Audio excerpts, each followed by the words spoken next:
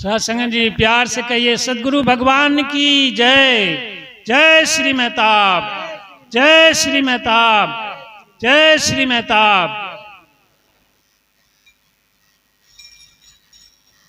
सत्संग जी आप सबने तो बहुत कुछ सुना महापुरुषों से, भजन के माध्यम से और विचार के माध्यम से सब कुछ जानते हैं आप। मूल बात यह है कि हम सब जहाँ बैठे हैं सत्संग में, यहाँ पर जानकारी कराई जाती है। किसकी जानकारी? हर चीज की। यहाँ ऐसा ज्ञान बताया जाता है कि उसमें सब कुछ निहित होता है। कहने को यह भगवान की जानकारी है, ब्रह्म ज्ञान है। ब्रह्म ज्ञान यानी ब्रह्म की जानकारी यह कराई जाती है यहाँ पर। और जिसको यह जानकारी हो जाती है, जो यह ब्रह्म ज्ञान जान लेता है, उसको कुछ भी जानना शेष नहीं रह जाता, सब कुछ जान लेता है। हर क्षेत्र की जानकारी हो जाती है, सामाजिक जानकारी हो जाती है, आर्थिक मामलों की जानकारी हो जाती है, हमें कमाई कैसे करनी है, कहाँ से करनी है, और उस कमाई को हम कहाँ लगाएं, खर्च कहाँ करें और कहाँ ना करें, यह सब बुद्धि मिल जाती है, सूझने लगता है। और कोई भी अन्य काम करेंगे, नौकरी करें, बिजनेस व्यापार करें, खेती करें, उन सब की जानकारी हो जाती है कि हम किस तरह करें। भगवान ने हमें शरीर दिया है, हाथ पैर दिया है, ज्ञानेंद्रियां दिया है, उनका उपयोग करके सही तरीके से हम करें। जो भी करें, जो भी करें सही तरीके से करें। उसका सही तरीका मालूम हो जाता है कि हम परिश्रम करें, मन लगा कर कोई भी काम करें, मन लगा के करें, पूरी निष्ठा के साथ करें और सही जानकारी उसकी करके करें तो फल जरूर मिलता है। कहते हैं सुदामा जी गए थे कृष्ण जी के पास, बड़े गरीब थे, तो कृष्ण जी के पास गए तो कहा जाता है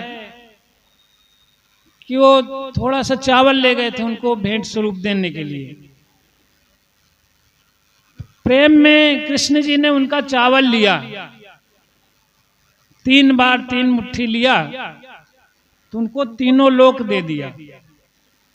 3 मुट्ठी चावल ले करके उनको तीनों लोक दे दिया। तीनों लोक क्या हैं, इसको समझना चाहिए। तीनों लोग साधारण लोग यही अनुमान लगाते हैं कि 3 लोक हैं, यह मृत्यु लोक है, आकाश है, पाताल है। तीनों लोक का राज दे दिया उनको, सब पर उनका राज हो गया। ऐसा नहीं है, ये तो बहुत ही ऊपर के विचार हैं, बहुत ही साधारण लोग इसको समझते हैं। लेकिन अगर जरा सा भी उसमें ज्ञान का उपयोग करें तो उसमें पता चलता है 3 लोग क्या दिया है। एक महान कवि ने लिखा भी है, 3 लोग क्या हैं? कर्म, कर्म दिया कि कर्म करो, भिक्षा के सहारे मत रहो, मांगने के सहारे मत रहो, किसी दूसरे के भरोसे मत रहो, कर्म करो। 5 ज्ञान इंद्रियां दिया है भगवान ने, 5 कर्म इंद्रियां दिया है, उसका उपयोग करके कर्म करो। तो काम करना हमको जरूरी है। बाबा जी ने बताया है, घर गृहस्थ में रह करके हमको 20 नहों की कमाई खानी है। और अपने परिवार का पालन करना है और संतों की सेवा करना है, सत्संग की सेवा करना है। तो सेवा कैसे करेंगे, परिवार का पालन कैसे करेंगे? जब कर्म करेंगे तभी पालन करेंगे ना। किसी के सहारे बैठे रहेंगे तो जब देगा तब मिलेगा, जब उसकी इच्छा होगी देगा तब खाएंगे, लेकिन अपना ही पेट भर सकते हैं। तो हमको कर्म करना है। उन्होंने कर्म सिखाया सुदामा जी को, चल के कर्म करो, ऐसे नहीं काम चलेगा बिना कर्म किए। दूसरा उसको दिया बुद्धि, यानी बुद्धि का उपयोग करो, कर्म क्या करें और कैसे करें, उसको ज्ञान दिया कि देखो ऐसे ऐसे काम किया जाता है, तब इससे धन अर्जित होगा। और बुद्धि से उसका उपयोग करो, ऐसे ही फालतू मत खर्चा करो। इतने मेहनत से कमाई किए हो तो उसको फालतू मत खर्चा करो, ऊट पटांग के कामों में, कर्म कांडों में व्यस्त रहो, उसी में खर्च कर दो। नहीं, उसका सही सदुपयोग करो, तब आगे बढ़ोगे, तब उन्नति होगी आपके परिवार की, अपनी उन्नति होगी। पढ़ाई में लगाओ, अच्छे स्वास्थ्य के लिए अच्छा अच्छा भोजन करो पौष्टिक, और अपने रहने के लिए घर द्वार बनाओ। संतों की सेवा करने के लिए कुछ घर में रखना चाहिए। तो इस तरह से उसका उपयोग करो अपने धन का, फालतू मत खर्चा करो। देखी देखा कि इन्होंने, हम बारात में डीजे ले गए, हम 3 डीजे ले जाएंगे, हम 4 डीजे ले जाएंगे, इस तरह से खर्च मत करो। इन्होंने अपने घर में खूब बढ़िया रंगा पुता दिया, हम इनसे बड़ा घर बनवाएंगे और बढ़िया रंगा पुताई करेंगे, खूब सजाएंगे। जरूरी नहीं है, जितना अपने कर्म से मेहनत से कमाई किया है उसी में रहिए, उसी का सदुपयोग करिए और बच्चों को पढ़ाई में लगाइए, आगे बढ़ाने में लगाइए। तो ये बुद्धि दिया, कर्म दिया, बुद्धि दिया और फल। जब कर्म करेंगे, बुद्धि का उपयोग करेंगे तो हमें फल मिलेगा। तो ये 3 लोग उन्होंने दिया। तब जाकर के सुदामा जी अपने घर पे आए और कर्म में जुट गए और बड़ा भारी महल बनाया, अपने रहने के लिए स्थान बनाया। ऐसा नहीं है कि वहीं पे बैठे बैठे बन गया जादू से, उन्होंने कर्म किया, उसका फल दिया भगवान ने। तो ये 3 लोग होते हैं।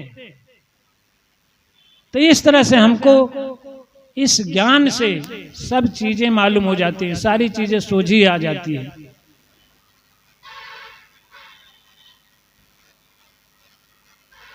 तो इस ज्ञान का हर क्षेत्र में उपयोग कर सकते हैं। ऐसे ही यह हमें भगवान को हर जगह दिखा देता है, यह ज्ञान समझा देता है, सब में दिखा देता है।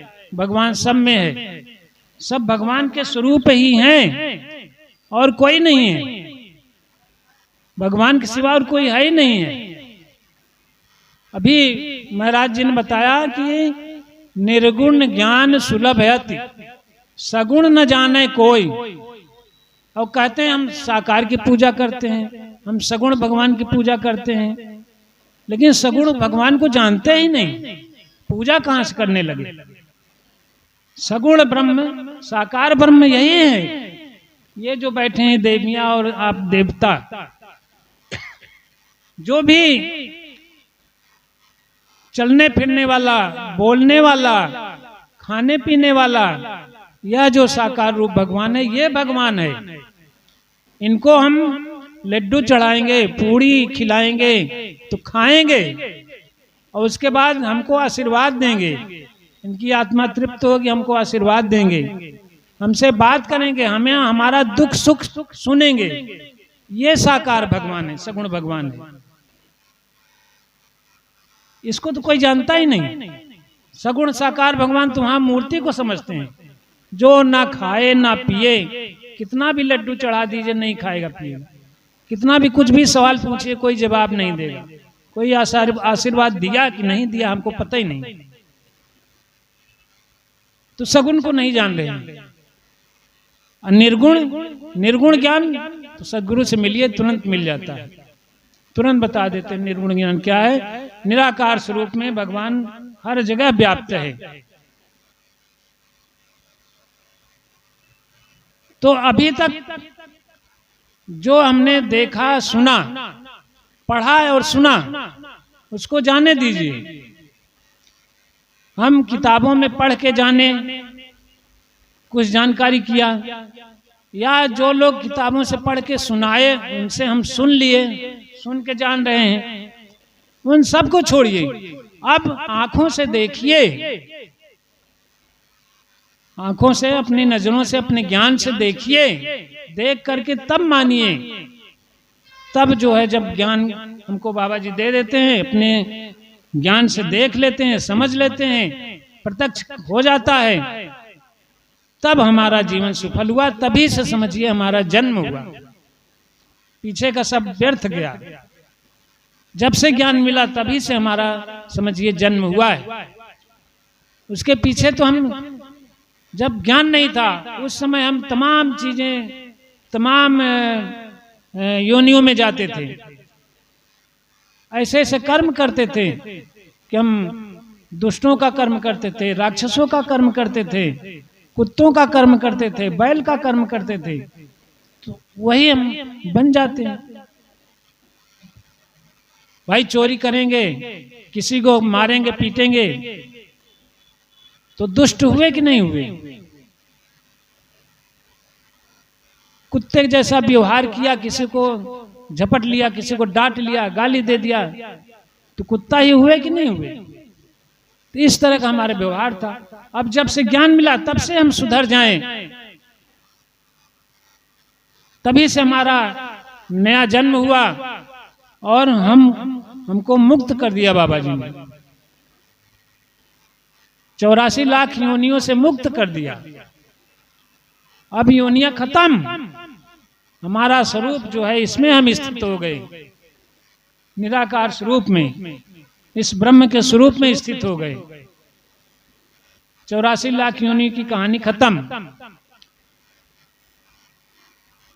आप मुकत मुकत करे संसार, नानक तिस जन को सदा नमस्कार। आप भी मुक्त है गुरु, और जी इसकी शरण में आ जाता है, जो इसके संपर्क में है वो भी मुक्त हो गया तुरंत। जीते जी मुक्ति यही है, मरने के बाद मुक्ति नहीं मिलती है। मरने के बाद, अरे तमाम गीता रामायण सब कह रहे हैं, हम पढ़ते भी हैं, ध्यान ही नहीं देते। मरने के बाद क्या होता है? कहते हैं कि एक शरीर छोड़ के जीवात्मा दूसरे शरीर में चला जाता है तुरंत। जैसे एक कपड़ा उतार के रख दिया, पुराना कपड़ा, दूसरा कपड़ा पहन लिया, तो मुक्ति कहां हुई?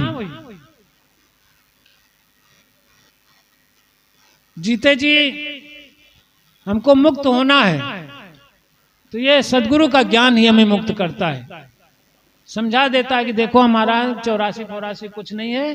जब ज्ञान हो गया तो इसी में स्थित हो गए, निराकार परब्रह्म अपने स्वरूप में। तो साध संगत जी, इस चीज को हमारे भाई सुरेश जी ने अच्छी तरह समझ लिया है, जो कि आज उनको इतनी खुशी हुई इस सत्संग के माध्यम से, सदगुरु के माध्यम से, इतना उनको मिल गया सुख, अन्यत्र कहीं नहीं मिला। वो अपनी कहानी बड़े निष्कपट भाव से बताते हैं, सत्संग में बताते हैं कि हम ओझा वैद्य के चक्कर में पड़े थे तो क्या क्या किया। ओझा ने कहा उनको तुम्हारे बच्चे नहीं होंगे लेकिन उनको हुए भगवान की कृपा से। तो ओझा को जाके वो रहन भी दिया, तुम तो ऐसे कहते थे कि बच्चे नहीं होंगे, हुए। तो कहने का मतलब निष्कपट भाव से वो बताते हैं अपना जो कुछ यहाँ से मिला, और इतनी खुशी है उनको यहाँ से मिला कि आज उसका फल देखिए, इतना बड़ा सत्संग यहाँ पर लगा दिए, करवा रहे हैं उसी खुशी के कारण। और इसका फल ये मिलेगा उनको, अब खुशी और मिलेगी और बढ़ेगी उनकी खुशी, जीवन उनका सुखमय रहेगा।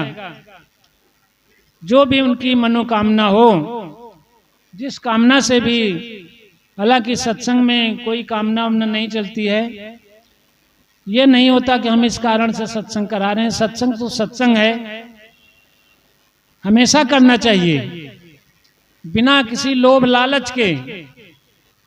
फिर भी